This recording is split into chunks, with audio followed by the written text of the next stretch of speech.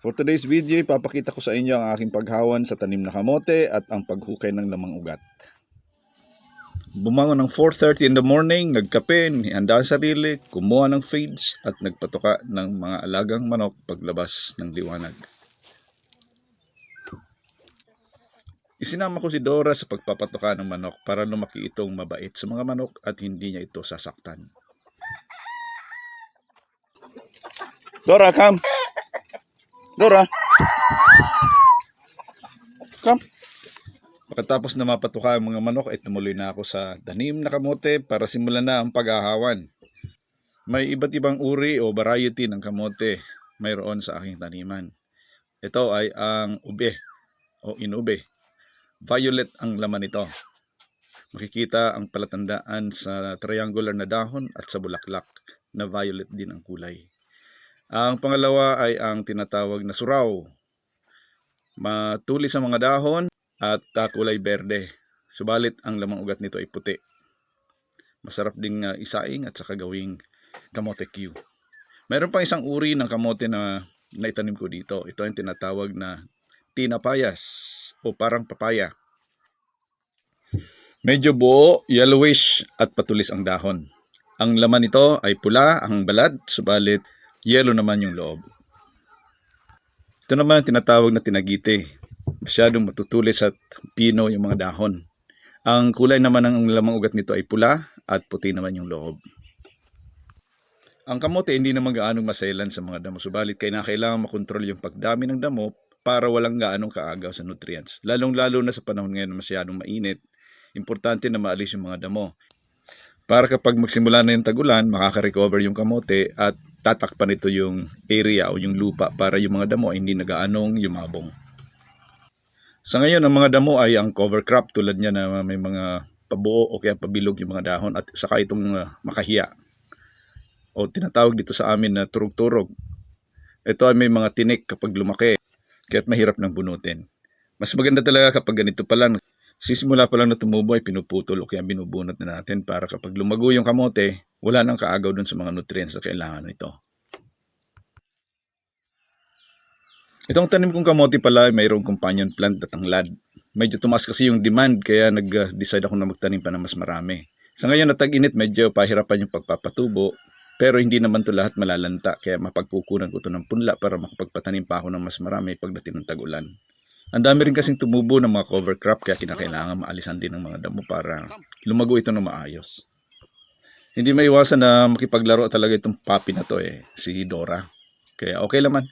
Mabuti naman na nakakapaglaro-laro siya para lumakas yung katawan at saka masanay naman siya sa mga gawain sa bukid tulad ng pagbantay ng mga daga at iba pang mga mapaminsalang hayop sa ating taniman. After 2 hours ay natapos ko rin yung pag-ahawan. Ayan, ang daming mga cover crop. Makakahinga na ng maluwag ang ating mga kamote.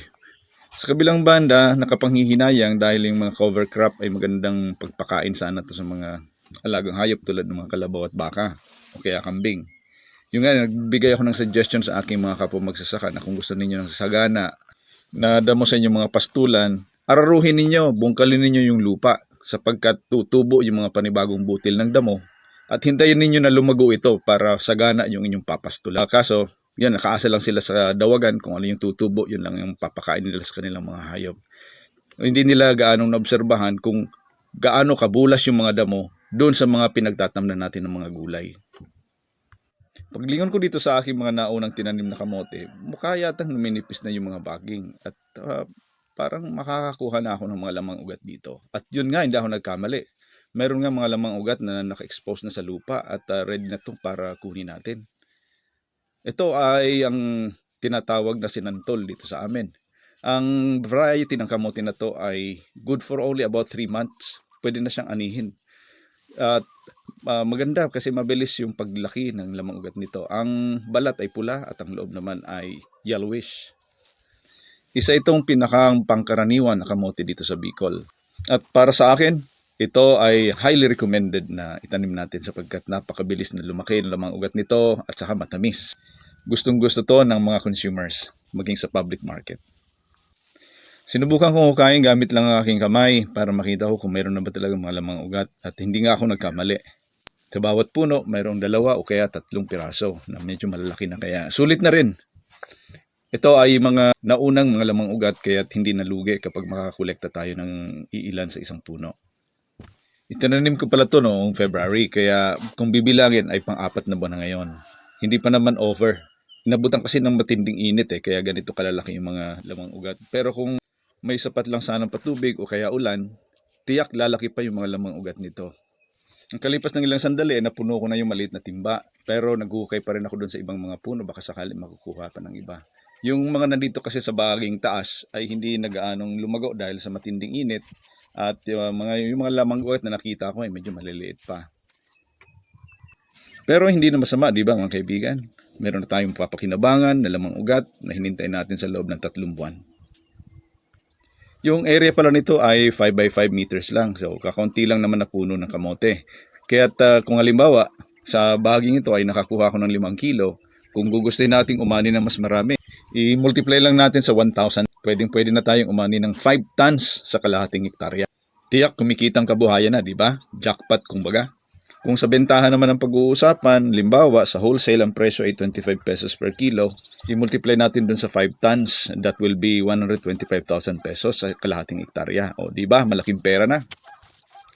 Yun nga lang, dito sa farming, walang shortcut. Kailangan talagang sundin yung tamang procedure para makaani tayo ng maayos. Kailangan yung tamang timing sa panahon, tamang procedure, tamang pag-aaruga, at panalangin.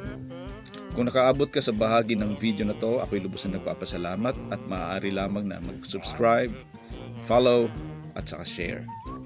Kung mayroon kayong mga comment, mag-comment po kayo. At sisikapin ko po masagot ang inyong mga katanungan. God bless you all. Bye-bye.